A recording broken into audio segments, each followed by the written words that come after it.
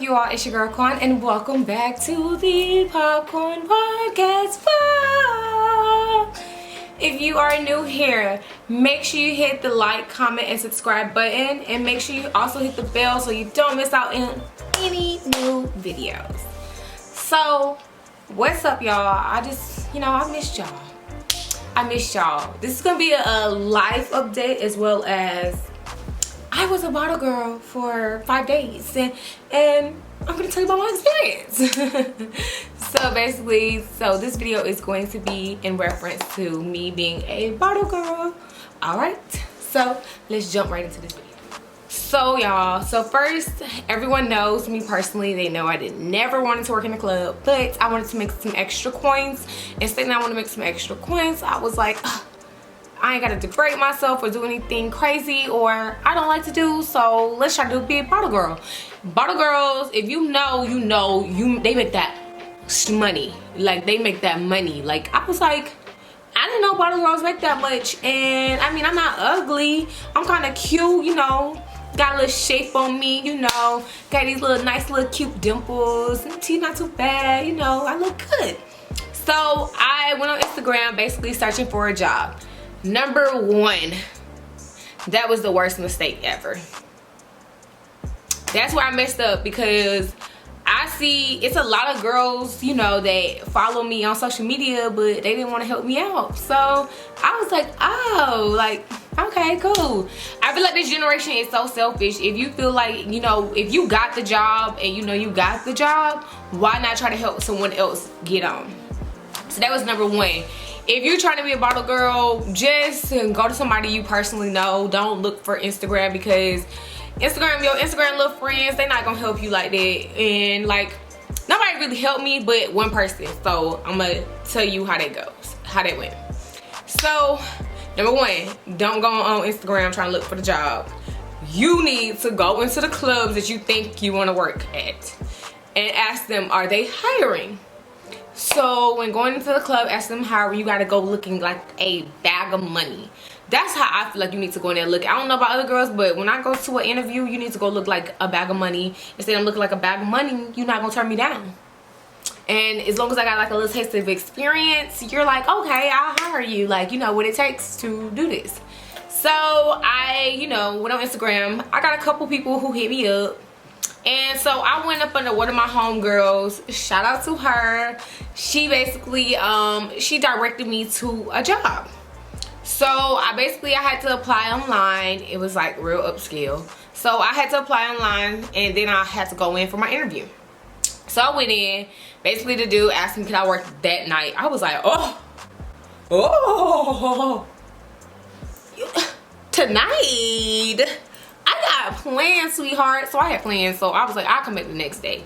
So saying I was going back to the next day, I was like, okay. My first day there, y'all, I had the wrong outfit on. Alright, so update on the job, y'all. So I'm starting tonight. This is the fit. I ain't got my fanny pack yet, but you know, got my little boots. It was kind of fun, like getting dressed.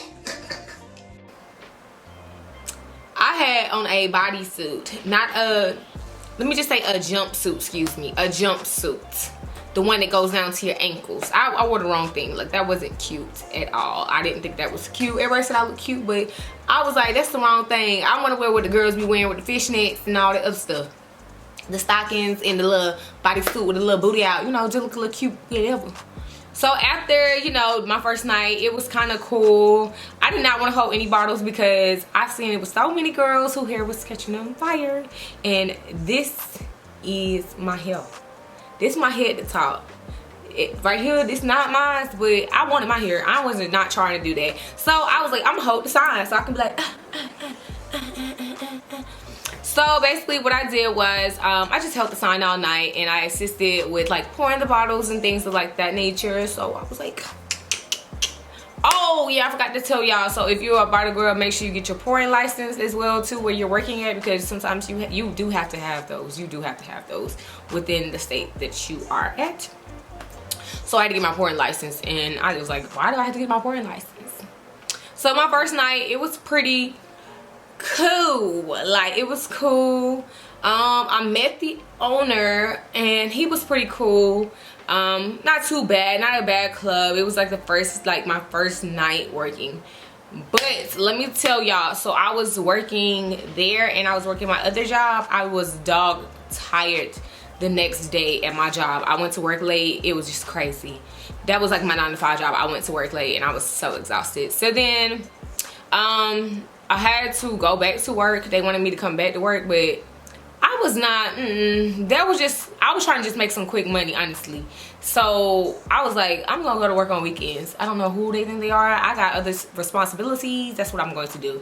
And it don't work like that, y'all. So I thought I could just go in there on weekends. No, no, no. You have to go in there on the slow days as well, and you have to clean up when it's closing. So when you go into the club, and you know how you just leave your little food and stuff in there, and the liquor and all that, we had to throw all that out. We gotta throw it away, all that. So after that, you know, I started working a couple nights and stuff like that. You know, got my fanny pack, got my little whole little bottle girl kit, my boots, stockings, my little bodysuits and everything like that. You know, I'm really doing the real thing, assisting with tables, learning the tables. My girl got me on at the club. So boom, All-Star Weekend. They was like, it's gonna be in Atlanta. I was like, hell no. COVID is here. Why is we out? I just was trying to make some money. I understand like why people were coming down here, but at the same time, we are still in a pandemic. Like, we're in a global pandemic. We're in a panoramium. Whatever y'all be calling it. A panoramium. Panama. Whatever. Panoramic. Whatever. We in all that. So why is y'all coming down here? So this was my last night working, y'all. So this was my last night working. Let me get it together.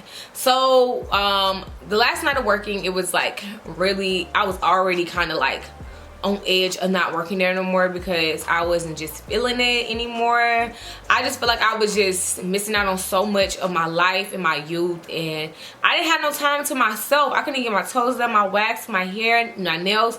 I didn't have time because I was at work at my first job, and then I would have to go there, and then it was like on my off days, it was like everything was closed, or I didn't have enough time. I just didn't have time to myself, so I was over it. I was really just over it, and I just was like, ugh. So it was just like, okay.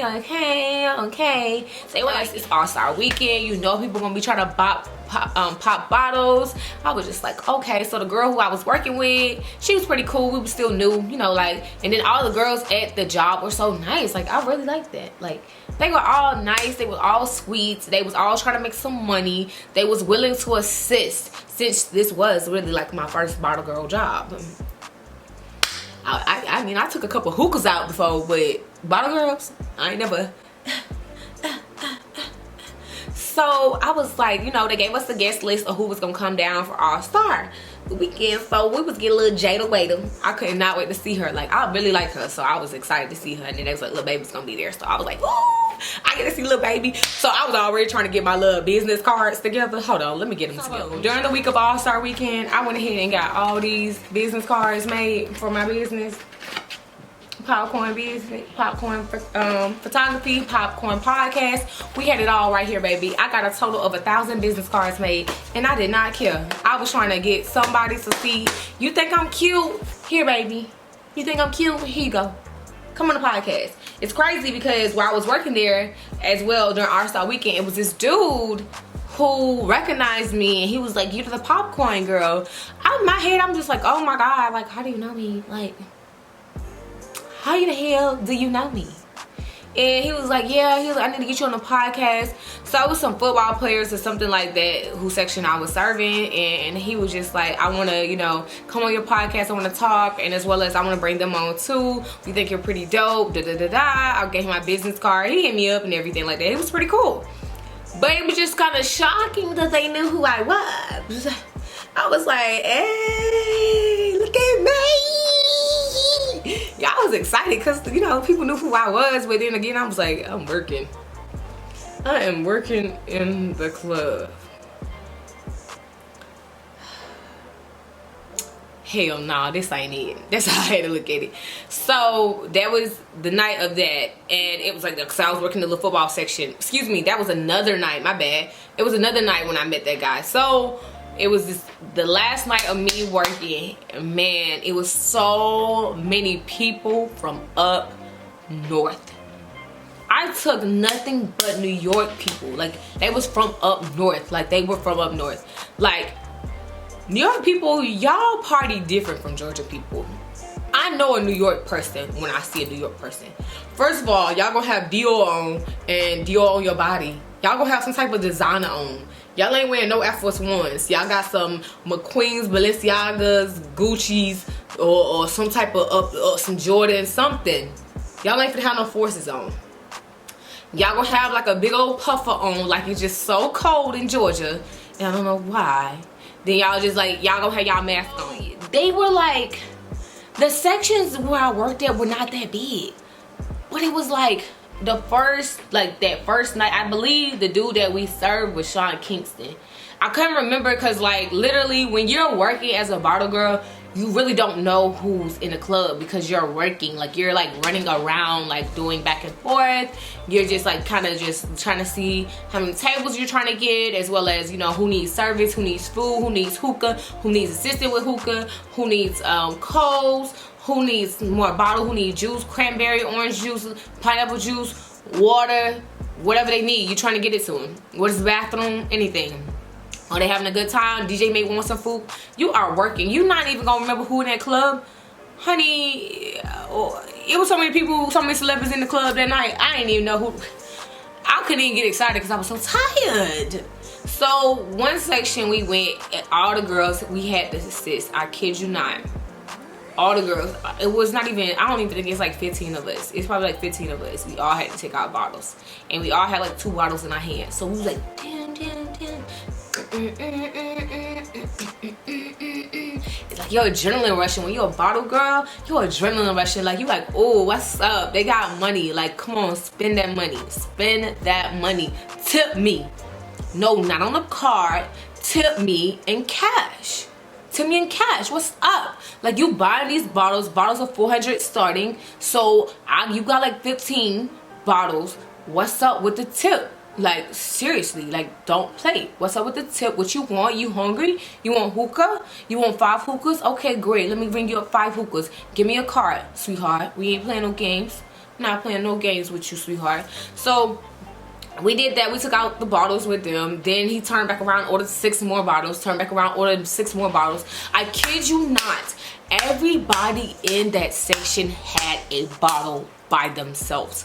I was in disbelief that these people were spending $400 for 1 bottle. That's just 1 bottle. So I remember I told you we took out like 15 bottles for the first round. And then we had, everybody, it was 15 girls. And then we all took out 2 bottles each. We all took out 2 bottles each. And then on top of that, we circled back around and we had, it was a bottle war. Like, that's what it was. It was a bottle war. And I know as a bottle girl, I know y'all go through that a lot. But look, baby, my arms get tired and there's only so much I can. Brand new car, it's noisy. So I be like, yeah, Yo, hookah good? Okay.